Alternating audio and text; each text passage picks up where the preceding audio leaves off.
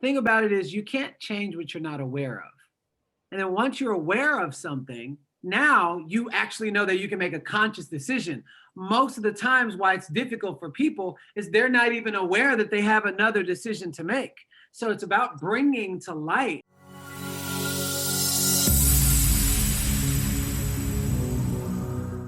Hello everyone, welcome to the show where we talk to the people who have followed their passion to achieve great success and are impacting many lives. If you're new to this channel, then do consider subscribing. This episode is being recorded in association with Let's Localize, an organization with a mission to foster micro contributions from communities and businesses to support schools for their need of time, skill, and money. To know more about Let's Localize, click on the card above or the link in description below. I'm your host Ajay Mathur, and my guest today is a best-selling author, a globally sought-after speaker, and a self-made millionaire who was once homeless. He is a transformation coach who has spoken in over 60 countries with more than 500,000 people. He was once sentenced to 12 years imprisonment for drug trafficking, which fortunately got reduced to 2.5 years. Since then, he has a very successful career in music industry wherein he has written many songs, and he himself had been featured in music videos including the one with Beyonce. Since then, he has created many six-figure businesses in real estate and health and well-being industries. He's been featured in Forbes, Inc. magazine, Impact Theory, just to name a few. His book Change Your Life, Change Your Mindset, Change Your Life is an instant hit on Amazon, and I've just finished reading it in one sitting. It's an amazing read. He himself has read the Power of Positive Thinking book more than 300 times. I tried to check the right number today, but he said that he's lost count. So please welcome Garran Jones. Garran, welcome to the show. First and foremost, thank you for that amazing entry. Like, I was listening to it, I'm like, he's talking about me. And sometimes when I hear those explanations of, the work, who I be in the world, I try to pretend like I'm not me and I'm listening. And I'm like, okay, I want to hear what he has to say. So thank you for creating a space like this for stories like mine to have wings. It's definitely, I recognize that and acknowledge you. Thanks for being so modest. And having read your book, just yesterday, I did it in one sitting. I don't read books so fast, but thanks a lot. It's a very good, easy read. I recommend everybody do read that. Having read that and binge watched your content online, I've seen that you have gone through so many adversities. I wanted to understand which of those, like they were all intense, like your dad was murdered when you were 12. You were disowned by so many close people that you had. You were sentenced for drug-related business. You were sentenced for 12 years. So many things you had. What exactly was the moment when you found your purpose? You found your why. You said, like, yeah, this is what I want to do. This is my why in my life. So there's two responses I have this. My purpose, a lot of times in my perspective, people, they get the two mixed up. There's a mission and then there's a purpose. My purpose is that of the trees, to grow to my fullest expression and get the most out of life. That's my purpose. My mission is to create a space where myself and others can identify their God-given talents so that they can use it and produce extraordinary results in their lives. Give me any platform. That's my mission. Now, knowing my mission and being locked into my purpose of creating the fullest expression of my life, that's what has me going. But it took me a while to even come to that awareness and that understanding, because when I was little, I was just like, why do my life is so difficult? It's so hard. My family doesn't have any money. Nobody likes me. Girls don't like me. Kids make fun of me. I'm getting bullied. So there was all these things, and I never understood why.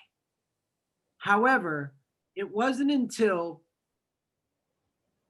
I started making I'd say this was like my whole life. And then one day, I'd say 2011 at 3:43 in the morning, I just stopped trying to fight the harshness of life. Life was difficult, and I was trying to push back at this difficult life. It's like swimming against the waves of the ocean and trying to flow. It wouldn't happen.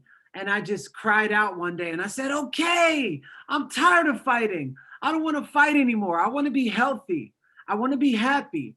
I want to be surrounded by nothing but positive people. I just want to inspire people, and I want to make a bunch of money, but I want the money to represent something that I passionately believe in that I would do for free. A week later, I'm at the gas station and I meet this homeless guy who asked me for money. And I said, you have more money than me. And he said, change your mindset, change your life. And this was in 2011. And 9 years ago, almost on the day, I started doing the opposite of everything that I would normally do in areas of my life where I wasn't happy. And so that's why I started getting healthy. That's why I started reading books. That's why I started surrounding myself around positive people. That's why I started waking up early instead of going to sleep late. So all of these things took place, but I wasn't aware that I was on my purposeful mission until one day I felt so fake, because I used to tell people what I wanted them to hear, but deep down inside, there was another story. And then one day I said, you know what? I'm tired of not living who I really am deep down on the inside and trying to please other people. And in that moment, I shared what my life was really like. I was living in my car. I was, $200,000 in debt. I was having suicidal thoughts. I didn't have a relationship with my daughter, a lot of my family, and life was just difficult. And then one day I decided to put that out, and I was deathly afraid of it.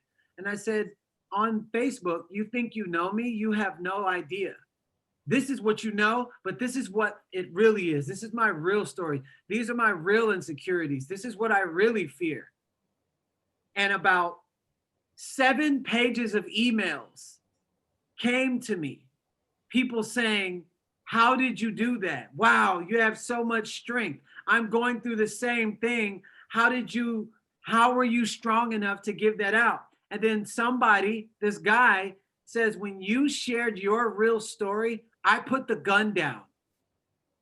And somebody else says, when you shared your real story, I didn't drive my car off a bridge. And so when I realized that being vulnerable and being authentic and being myself was impacting unimpactable people that were only reaching out to me, I realized what my mission was. It was to be the voice of the voiceless by using my story and my real testimony as a gateway to meet them where they are so that they can share them and share their stories and have an outlet for a release. And I realized I am the medicine. I am the outlet so that people can recognize freedom inside of themselves. When I locked in on that, I knew what my purposeful mission is. My purpose is to be the fullest expression, and my mission is to create a safe space where other people can identify what's already inside of them, and so that they can use it and produce extraordinary results in their lives. That's how it all went down. Wow, that's quite a lot of story there. And you said in 2011 you first had that moment when you said, that's enough. And when did this event happen, when you spoke in public and somebody wrote you email that they stopped that suicidal thing? 2012. All right. Okay. So when you say, I was just thinking how this would have happened. So you said that you were in a parking lot when you had this dialogue with yourself that you want to be happy, surrounded by positive people, and you want to be rich and do something. That statement in itself, to me, it looks like very well articulated wishes to manifest, right? Looks quite well thought of. And you mentioned that you were in a very adverse situation at that point. Yes. So it looks like you already had done a lot of introspection beforehand in order to have something like this come out of your mouth, isn't it? How was Well, the exact actually, it's situation not. then? Nah, it's not that. Hmm. It's I tried everything else, and I used to always say, "Well, can it get any worse?" And I would say Hmm. all these things, and it would happen. But the one thing I never, ever, ever said is, "What do I want?" You know. And so I was so fed up that something else, I was just the access point, but something else took over me. But I was just, okay, I want to be healthy. I can say it like that now, but during that time, there were swear words that came out. There was crying of snotty tears. Ah, ah. So what you're hearing is 9 years of me telling this story in that way, Hmm. but it was very sloppy and all over the place. But when I dust it off, dust everything off. This Got is the it. polished version because I've said it almost every day for 9 years. Got it. Got it. Did you, out of curiosity, did you go and find that guy who gave you that life advice? The No, homeless guy. honestly, I Yeah. think it was an angel. I think it was an angel Uh-huh. for my life, and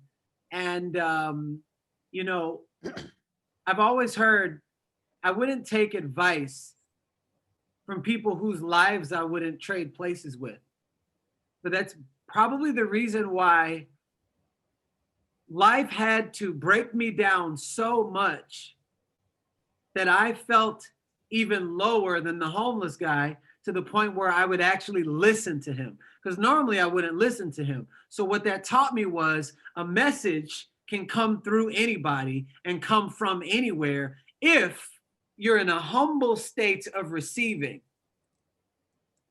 So I had to be broken down. It's like my life is like, oh my God, he's taking everything away from me. Half the stuff that I felt was taken away from me, I never wanted anyways. That is so true. Life lessons are everywhere. You just have to be receptive and you have to be suggestible to learn them and understand them. Absolutely. That reminds me of something I recently read, that when you are building a house, you see the cement, what you can learn from cement. Cement is very soft when it's fresh, when you're building the house, really putting the bricks together, it's very soft, right? So the learning from that is you have to be soft in order to create relations, but then you have to be very hard in order to sustain them. I love that. That's really awesome. Thank you for sharing that. I'm going to write that down in my notebook. That's really powerful. I really found it. You mentioned about your purpose of reaching your fullest Fullest expression, right? expression. Do your Yeah. best. Now that's really something that you can't measure until you reach No, your best, and once you reach there, it changes, there's right? it's a, but that is why when people ask me, who's your biggest motivation? I don't name anyone else but the 5 year out version of me. I Yeah, see people, I see examples. And if you align with somebody, that's because it's already inside of you. So I don't give all that power. And I'm like, man, I'm thinking about me from 5 years out. Well, think about it. 8 years ago, I was living in my car, living in my storage unit. Now we're 8 years later. Now imagine 8 years from now, because I'm on this trajectory of progress and continuous progress and growth. I whatever that is, I can't even measure that. I don't even know who that person is, but when I think about it, it has me creating more and it stimulates me to know. It's kind of like when they were on iPhone 1, we as consumers couldn't imagine what an iPhone 5 was like. So, but that's what keeps you stimulated and going. So, for me, when I think about the fullest expression, it's an endless well of possibilities. But when you're in possibility, you're not recreating your past. When you're in possibility, possibility will always pull you forward. Your mission is what is the direction that it'll take you in with the purposeful energy. That's how I've broken it down. that is super powerful, and that reminds me of the Oscar-winning speech of Matthew McConaughey. I don't know if you remember that. It was Yes, in I do. yeah. Now, when you are small, like you're a kid, you learn something which you should never learn, which is to compare yourself with others, your Yeah. classmates you start with. And unknowingly, sometime your parents say, look, what he's doing, you should do that, right? Yeah. In It that kind of starts even scenario, early, we grow up. starts even earlier than that. Exactly. And in that kind of circumstances, we grow up. It's very difficult to understand this concept that you're telling, right? How do you compare yourself? Because a 15-year-old wouldn't have a, I mean, they may, nowadays people are very smart, but in majority of the cases, they wouldn't have any clue how they look like in 25 years, what they might have achieved, because they have a very Yeah. little experience of life, really. So in that case, how do you tell this message to a young person who is growing up, does not have that much of experience of the life and surroundings? So I'm glad you asked that question because it took me a long time to come to this understanding. It even starts with even Christmas presents without people even saying anything. It was like good people, like good kids get this toy. Yeah. Bad kids don't. Then all of a sudden, little Johnny knows that his neighbor is bad and he's got that same toy. And all of a sudden, the comparison naturally starts. So, thing about it is, you can't change what you're not aware of. And then once you're aware of something, now you actually know that you can make a conscious decision. Most of the times, why it's difficult for people is they're not even aware that they have another decision to make. So it's about bringing to light simple awareness. Like you actually have a choice. If you see something that you like about somebody that you don't have, the conversation is use it. You can use it as inspiration of that, you'll get it one day or you'll work towards it. But I think it's more about a sit down conversation that's that's ingrained. You can also, it's like a form of a language. So if I'm walking with somebody and they're like, well, he doesn't have it or she doesn't have it and I don't, and I was like, and what's wrong with you not having it? And I want to get into their world. So what's wrong with you not having it? And then they'll tell me something and I'll say, so what's wrong with that? And then they'll tell me something and then I'll dig down 6 levels deep and I'll find out what the root is. And then we'll work on the root, not the stuff that's on the surface. And often they don't feel loved or something like that. Well, then I'd say, well, how do you like to feel loved? Not how I want you to, how I think you should feel loved. How do you like to feel loved? Well, I like when you cheer me on or something like that. Boom. You feed that child the nutrients that it needs, then all of a sudden it's not, the comparison thing is not there because the emotion is in the love realm and not the lack realm, or nobody loves me or nobody likes me realm. That all that is in continuous conversation around the house. But most parents, you don't give the parents a blueprint on how to raise kids. So they only know what they know. I had to grow through a very hard life to come to this understanding so that I can teach people the awareness that they have decisions and do this deep-seated root work with the intention of letting them know, no, you actually have another decision because nobody's making you feel this way. You're actually choosing to feel this way. But if you could choose to feel another way, what would be that choice? Well, I would choose to be happy. Okay, so what makes you happy? And that's what I would do. You definitely have to do some inner workings because it's not like you take this magic pill and it'll happen. Because once it's domesticated, my first language is English. I'm already domesticated in English. You don't just unlearn English. But you can learn a new language. You just got to immerse yourself in that language and then take on, so I approach it the same way I would approach a language, to teaching them the awareness around that conversation.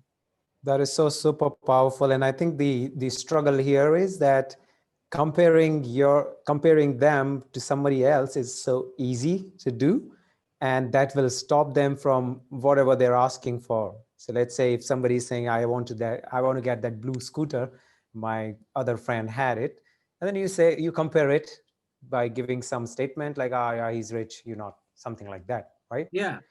It's easy, and then the kid will stop. But that's the thing that you've told, that make them aware of that, go deep into what Yes. exactly is the derive behind their ask. And that's really, Yeah. really powerful, Garran. And the thing about it is you can't make the parents wrong. They just don't know. So when I work with parents, I work with them on understanding exactly on how to truly connect at the soul level. But no one had ever done that with a lot of parents, even a lot of teachers. So a lot of teachers are giving the information, but then there are some teachers that are connecting on the soul level. And you can have 10 teachers teaching the same thing, but they have the passing scores are different. Why? Because of their relatability with the child and because of how they're coming off. When I went and spoke at, because I speak at schools and do all kind of things like that, the teachers are like, I've never seen my children respond to anybody this way. I was like, yeah, because I wasn't speaking to them as they were kids. A soul has no age. It was just, I was just simply connecting with their soul, but you got to know what their soul is connected to. And that's when you ask a lot of I'm genuinely curious and I ask a lot of questions. And then I go deeper. And then when the soul knows that you care, it actually opens up to receive what you actually want to share, what someone else has to share. Super powerful. And I believe that all parents and teachers should understand that. The problem is that they don't know. They're not aware themselves that And they're they're making not a aware. mistake. Very powerful. Absolutely. You have, I think, you've spoken a lot about rejection, because when you got into music industry, you were rejected many times, and I've heard the Yeah. stories from other podcasts. How did you manage to live with that rejection and use that adversity as an advantage? Because I personally believe that the rejection um, is a blessing in disguise. Yeah. I want to Yeah. know your views. How did you make it as an opportunity? Well, one, the word rejection comes with a lot of negative connotation. So I call it learning lessons or growth opportunities. You know, you either win or you learn. But if you're learning, you're winning. So it's always creating a win-win. Um, I'd say I got rejected by girls when I was little. I got rejected in the music industry. I'd say the one that really hit me is when I was in the modeling industry. There was a time where I went on a 4-day, I was trying to get into an agency. And at that time, there was no Black people in Hollywood that were being added to these major agencies. They had one dark skinned guy and one dark skinned girl, one light skinned guy, one dark skinned girl, one light skinned girl. It was very, very small. It's different now, but back in 2000 was so the going height for male models was 6'1". I was 5'9". I didn't have abs. I didn't have photos. And I was a Black guy in Hollywood, and they already had people that looked like me. So over a 4-day period of time, I went to 12, 13 different agencies, and I got rejected by every single one of them. They looked at me for 30 seconds and said, we already have somebody that looks like you. And by the second rejection, I wanted to quit. And I put all the easiest agencies first and the most difficult agencies to get into, Ford and Wilhelmina, last. So I get rejected by the easiest agencies. I wanted to quit. A little voice inside says, you come this far, keep going. Rejection, rejection, rejection. Day 1. Rejection, rejection, rejection, rejection. Day 2. Rejection, rejection. And I'm like, yo, this is so stupid. It makes no sense. Nobody likes me. And the whole time I'm saying, I'm ugly. I'm short. I have no photos. I don't look like anybody. I have freckles. They'll never want to hire me. And I get to Ford, we already have somebody that looks like you. And then I get to Wilhelmina, which at the time was the most difficult agency to get into. And I'm watching all these people, because it's like a cattle call. It was like 65, 70 people in a room, all getting rejected right in front of me. And I'm like, oh my God, they look better than me. They look better. That's the comparison. They look better. They're taller than me. They look better. They dress better. They got portfolios. It comes my time. And I finally just let go. I say, you know what? Whatever it is, it's whatever it is. I've come this far. And they looked at me and it lasted longer than 30 seconds. And I was like, wait, in my head, this is longer than 30 seconds. And then they come back and they say, we want to take your portfolio. I was like, oh my God, I don't have those bodies like those models. I do now, but back then I didn't. And they took my portfolio and then it's already been 10 minutes. And I was like, yo, this is a long time. They came back and said, we'd love to represent you. You don't look like anybody. So get this. I was saying, oh my God, I'm so ugly. I don't look like anybody. And they said, we would love to represent you. You don't look like anybody. And in that moment, I was like, oh, so connecting the dots, looking backwards, I grew through my rejections or my growth opportunities, or when somebody tells me no. No means just not right now. I grew through my no's and I earned my powerful yes. What is a powerful yes worth? That was only 4 days of growth opportunities. And then I ended up getting with the best agency. And then they sent me on 3 auditions, the Buckle campaign, Skechers campaign, and the Beyonce Jumpin' music video as her love interest. I didn't even make that music video because I was riding a bus. I didn't have a car to get there. Beyonce just happens to be with the agency. She walks in, hand picks my card, and I end up making $4,500 on a music on the Jumpin' video. So I went from no money to literally $12,000 because I was willing to grow through 12 rejections, and I earned my powerful yes, but I was growing the entire time. That's what I'd say. Grow through your no's, and your powerful yes is on the other side of that. I call it's the door to more.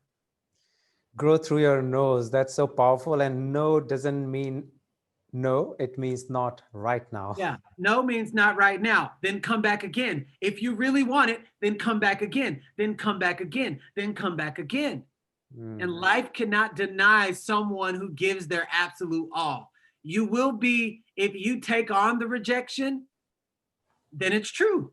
But if you believe like you say you believe, then keep coming back because you say you believe it.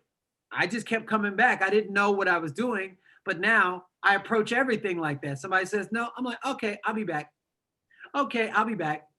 Okay, I'll be back. And I just keep coming back.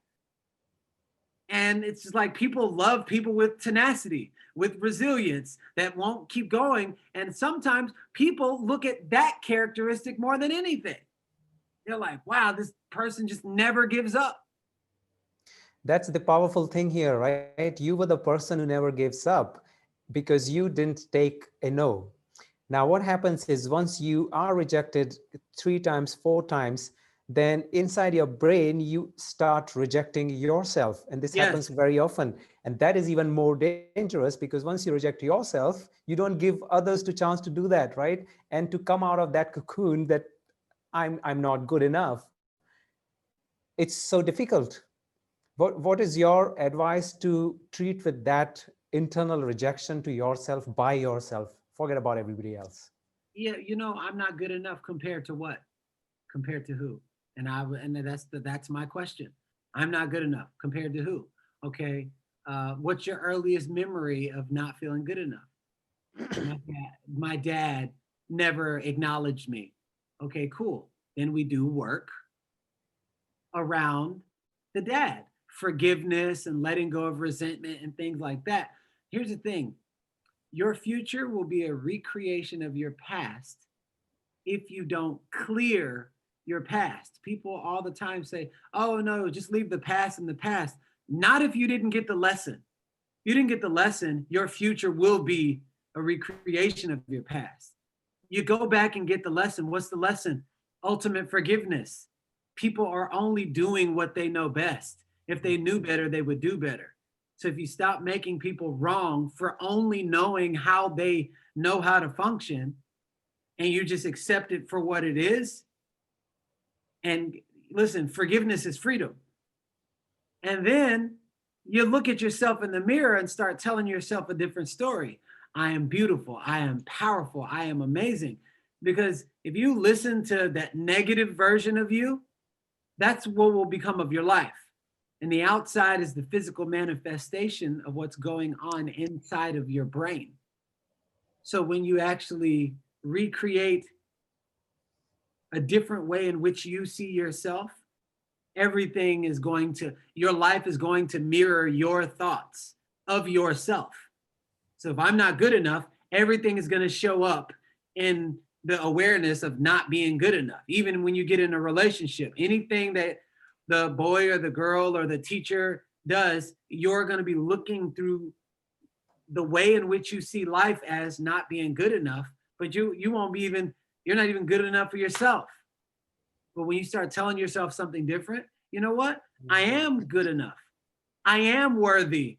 I am worthy of success. I am worthy of that A. I am worthy of having friends. And you start saying that every day because you've been telling yourself for 5 years, 10 years, 15 years, this one negative thing. Well, guess what? That will be your life. Those will be your grades.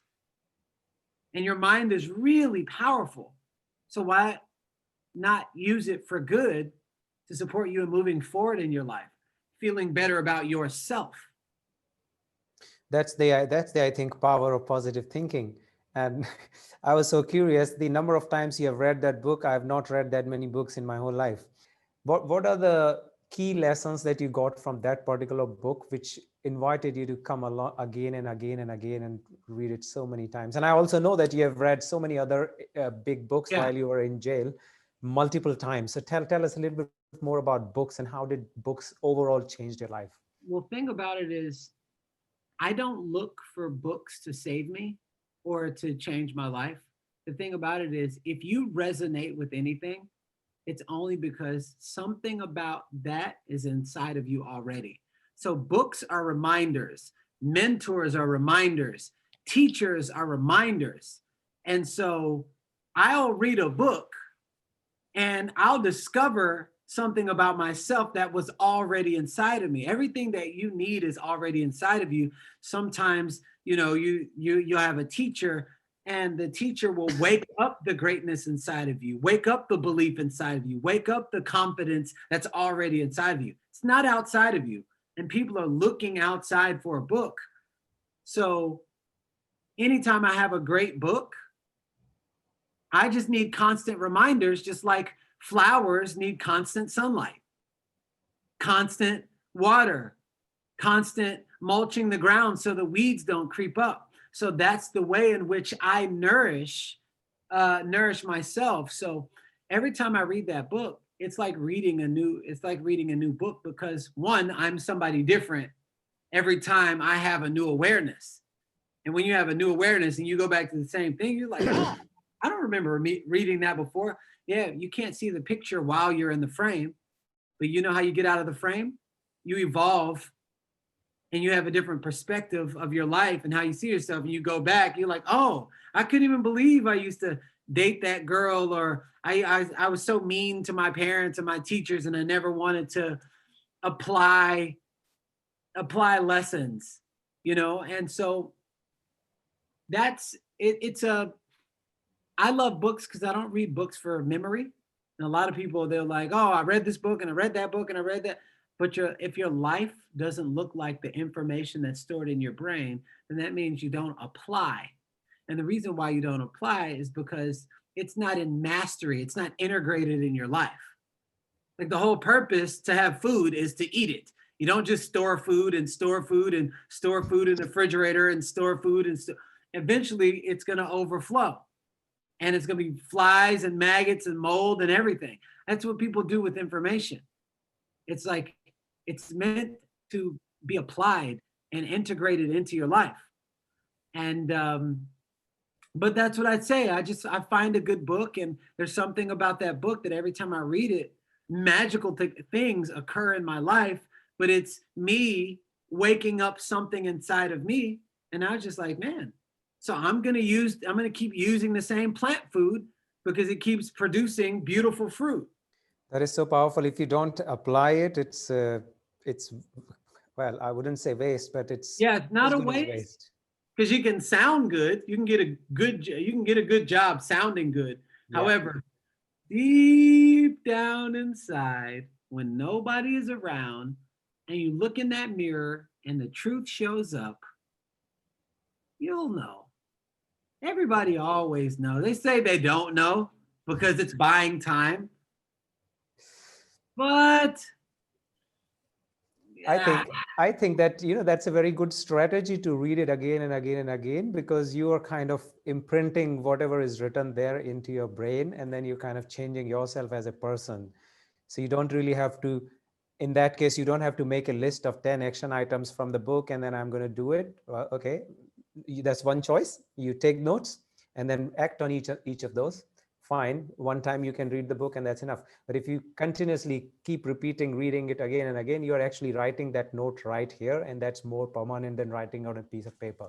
yeah, it's the same principle as when you learned your name. When you were a baby, you didn't know what language was, and there's like Garran, Garran. You do it over and over and over, then it becomes a part of you. And when you are walking is not a natural state.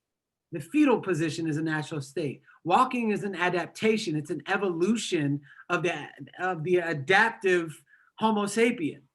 You know what I'm saying? So it's like you gotta get up and fall down, get up, fall down, get up, fall down, get up, fall down, like 70,000 something times. You approach anything like that, it will be a part of you. Anything that you approach 70,000 times. I mean, I find it really puzzling because you are actually born with so many different qualities that you once forget when you grow up, and then you spend rest of your life learning them again. Yes, yes.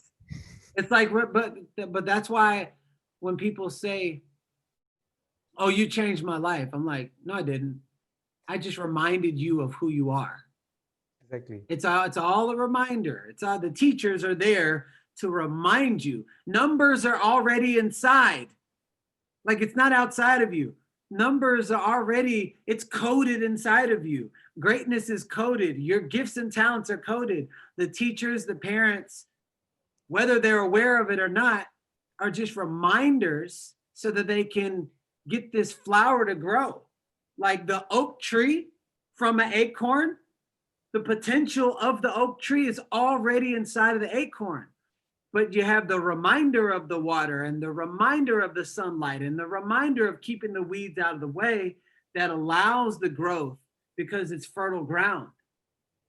Such a great analogy that is. Thank you very much. There is one of the events, some of the incidents that you mentioned in your other interviews about bullying. And because a lot of kids do watch these videos, I wanted to touch upon that. You have been bullied and you have been a bully yourself also, as far as Yeah. I have read about you. More importantly, tell us how to deal with a bullying behavior, not just in school, but overall, right? I mean, people do bully all the time. It's just that it's Yeah. very well known when you're a kid because of so many different reasons, but throughout the life, some people are bullying others, some people are getting bullied. How do you manage those kind of behaviors from the point of view of one who's a victim, really? So, you know, I remember coming to a school. I came to Stafford High School and I sat in the front row. And there was a big guy named Cliff. And he kept like throwing stuff at me because I was a new kid. He was throwing pencils, sharpened pencils at me, and it would like land in my head, and like little blood was coming out, and he just kept messing, and I just kept reacting, and I kept reacting, and I was like, I don't want to get bullied, but it was also a story that I was also telling in my head. I was saying things in my mind. It was like, I hope I don't get bullied. I hope I don't get bullied. Life is not happening to you, it's responding to you. And I remember one day where I just stopped reacting and he left me alone and picked on somebody else who was reacting. I didn't give him power no longer. I was just like, and just went on about my business, walked by. He'd like come up and stand and be like, stood over me. And I just turn about and walk by and just do everything. I no longer allowed him to have the power to determine how I react. So I responded in a way where I was in control of my responses, and I just wasn't going to give him any power anymore. And when I look back on my life, that's happened almost every single time. Bullies pick on who they know they can pick on. And people who they don't know they can pick on, they leave them alone. But the story in your head is, I'm ugly, I don't fit in, and I feel small, and nobody likes me, and I hope I don't get picked on today. If that is a running dialogue, then the question is, let's change that dialogue. And yes, it can be difficult. However, it can be done. You can learn how to tie your shoe with tenacity. You can learn how to walk with tenacity. You can learn how to speak with tenacity. You can learn how to redirect the story that's in your head about yourself. And if you could take full responsibility of the stories that you make up in your mind, because the stories, we act on somebody does something to us, and then we create a story from it. And then we allow the story to create our lives. Okay, well, our lives is made up of a bunch of stories. Most of those stories are lies, because what happened is what happened. But what you do about it is what you create. So, could you create a different story? And I think it's a big conversation. This is not talked about in school. I had to go through 10-day silent retreats and go through transformation courses and spiritual psychology and all kind of to grasp this understanding. I'm like, oh, I didn't know. At first, I thought it was them picking on me. No one can treat you worse than you treat yourself. No one. And if somebody treats you a little bit better than you treat yourself, often you find them as friends or you find them in a relationship, even if that little bit better is seen to be bad. So the first place I would look before I look out is looking in and teaching you how to treat yourself better and love yourself and honor yourself and respect yourself. And when you have that, interestingly, the world it transforms and shifts according to the thoughts that you give the most power. It's all the same conversation. So powerful. No one treats you worse than you treat yourself. And that reminds me of one of the lines written in my room in my hostel when I was in college. People treat you the way you allow them to treat. Absolutely. I think it's mainly to do with the awareness and understanding the difference between responding and reacting. Yes. And it's huge, and it's awesome that you say awareness, because when we're kids, and even a lot of teachers don't have the awareness around this, because they're operating under the same, not everyone, but a lot, because I have a lot of teacher friends, they're operating under the same stimulus on which they were taught. Most people do not teach context. Context is, there's one thing to do something. You say, you got to listen to your teacher or you'll get in trouble. Okay, cool. But then when you tell me why to do something, now I can comprehend. And we have comprehension tests on math and social studies, but we don't have a comprehension test on understanding, why do I go to school every day? Why is it important for me to make my bed? Why is it important for me to wash the dishes? Well, understanding that, the way I walk it in is because it's building your muscle of discipline. And when you have that level of discipline, by the time you're an adult, you'll be able to put that towards your kids, your family, building, making money and everything, because without discipline, everything is going to go to crumbles. So you can start right now. And then once you make it sound playful, like how kids retain information, they're like, oh my goodness, I want that. I want that superhero power. So a lot of people don't know how to communicate it from an emotional intelligence concept, because they don't teach emotional intelligence in school. And but they teach that. The teaching is great. The emotional intelligence on getting people to understand from an emotional standpoint, what are they doing and why are they doing it?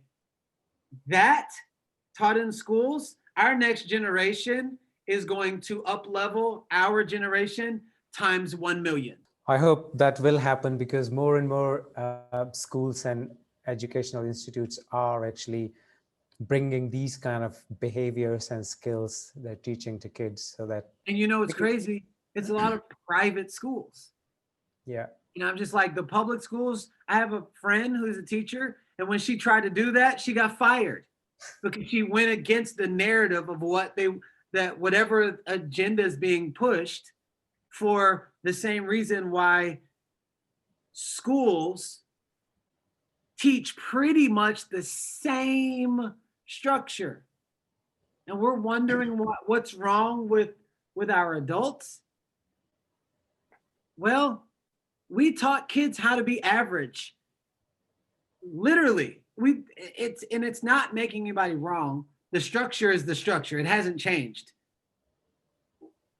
But there are some schools that are doing it. However, I can't wait for all the schools to do it. You got to understand, when a child is domesticated a certain way, once it locks in, that becomes the makeup of the entire life.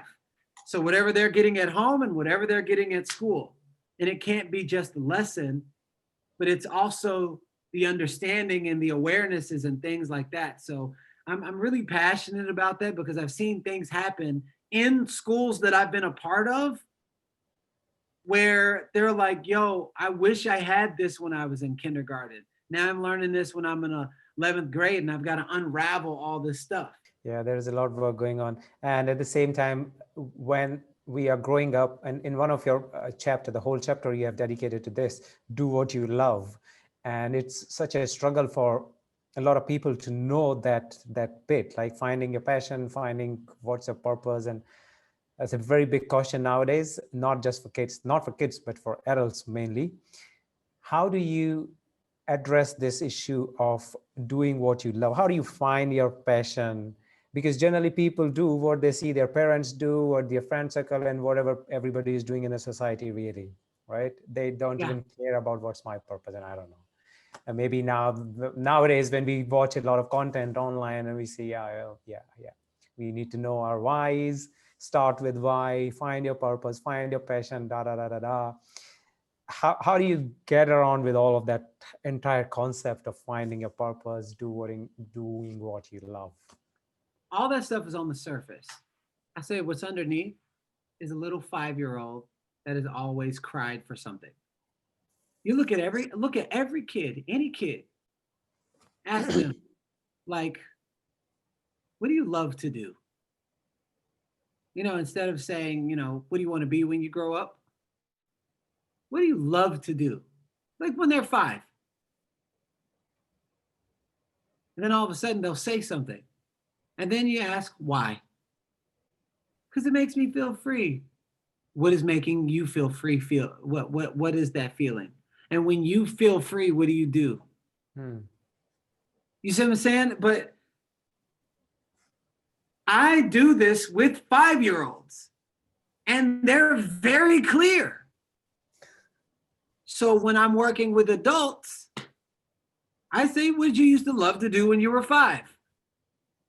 And oftentimes we go all the way back. And then I'll say, when was the last time you did it? Oh, 20 years ago.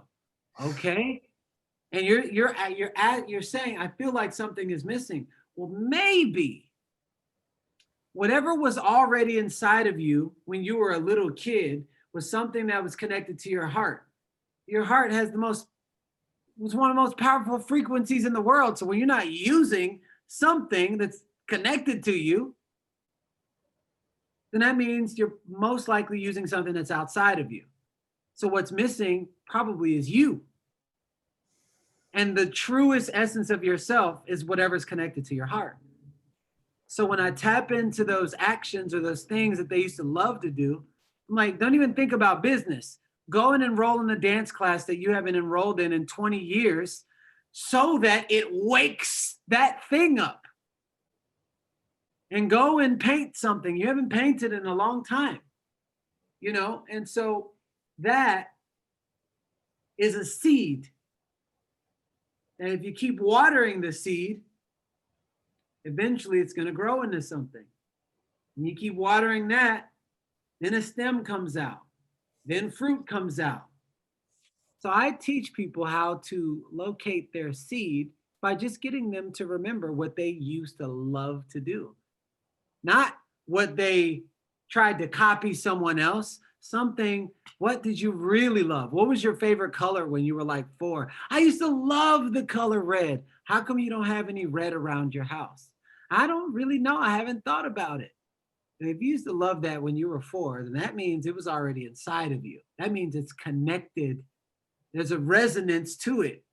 Okay, so put some red in your car or in your something. And when your environment mirrors your inner environment, there's an amplified energy that takes place there. So it's, I mean, this is very different kind of answers that I have got today to this question, how to find your passion. And this sounds really powerful to me. And it looks like it's a workable solution to really finding your I'll put it this passion. way. I'll put it this way. If you understand nature and plants, consider passion a full-blown tree. Consider what you loved to do as a child, the seed to that passion. People are looking for the big thing and they ignored the small thing. They ignored the seed. So when you find the seed that's connected to your passion, once you just give it attention. You're looking for the adult. You're like, where's this, you know, where's this something? You're looking for this adult, but like there's like the sperm. It started out as the seed, the sperm. And then it grew in them, and then it, you know, then it was the one who made it. Then because of the favorable environment and the way it grew inside of the mom's womb. And then that was a favorable environment. And then it grew into the next realm called a baby. And then that kept growing and that kept growing and that kept growing, called an adult. So your passion is the evolution of what you first loved. And people are looking for that without honoring what they loved. Dude, that is super powerful. I really love that. Really love that. I'm just thinking of how can I make a sort of workbook to find your passion with the list of questions, because it's not just, I mean, I might say I used to like comic books, but it doesn't mean that I will start writing comic books because I'm not that creative. But then I have to ask me again that why did I like that? I mean, I have to ask why did you like comic books? Exactly. Because I imagine myself being one of those superheroes. Okay, right. Which superhero? Superman. Why? Because I loved whenever he was flying and he was saving people. Oh, so you like saving people. So when you think about saving people, how does that make you feel? It makes me feel free. Boom. So that means anything that you do that's connected to enriching people, building people up, is having you operating your superhero energy. That is where your passion is. Doesn't matter the platform. It doesn't matter the platform. Like it doesn't matter. I want to be that's why I talk about superhero. I wanted to be a superhero when I was a little kid. Stronger than the average man, abs like an action figure, save and change lives all over the world. Guess what? Give me any platform. Book, facilitation, healthy, active lifestyle, businesses, the real estate, but I was in real estate development. I was transforming houses, which was teaching me the evolution. So everything was about evolution. Every single thing that I do is about transforming something into something else, into something even better. So what y'all see is all these things, but what's really happening is little Garran is honoring his dharma. He's honoring what he's here to do. So I'm really enjoying this conversation, Garran. I can't tell you. I mean, I have so many questions just coming up now in my mind that I should ask you. But in the interest of time, I would ask you one common question that I ask everybody, which is, what, according to you, are the top 3 skills that we all need in order to grow and be successful, but they're not taught in school? Although we might have spoken about them in the whole interview, but yeah, I just wanted to call them out. Top 3. Resilience, trusting the process. Tell me more about trusting the process. So, when you're a little kid, I graduated from high school in 1998. When I was 5 years old, they said, "Oh, you're class of 98." I didn't know what that meant, but I trusted it. I didn't know that class of 98 meant we were going to graduate in 1998. However, something about me trusted, and then we went through all these different tests and up and downs and everything, different schools and summer, and then coming back and kindergarten, 1st, 2nd, 3rd, 4th, 5th, drop, 6th, 7th, 8th, drop, 9th, 10th, 11th, 12th, life, boom. Then we got to class of 98. But if I hadn't somehow trusted in that, I would have never got to 98. Life is the same way. It is the exact same way. You have this dream, you have this passion for helping kids. You want this big soul quality of life. Well, guess what? According to your ask, determines the level of resistance that is sent to test you to see if what you want is what you really want. Also, that resistance is going to shape you and cultivate you according to what you asked for. Most people don't even realize that all the things that are occurring in their life is exactly what they asked for. But because it's difficult but it's hard. So trusting the process is when I say I want to retire my mom, the person now is not going to do it. It's a fuller evolved person. So you got to trust that whatever comes your way is a part of the journey in getting you there. They don't teach you this in school. I'm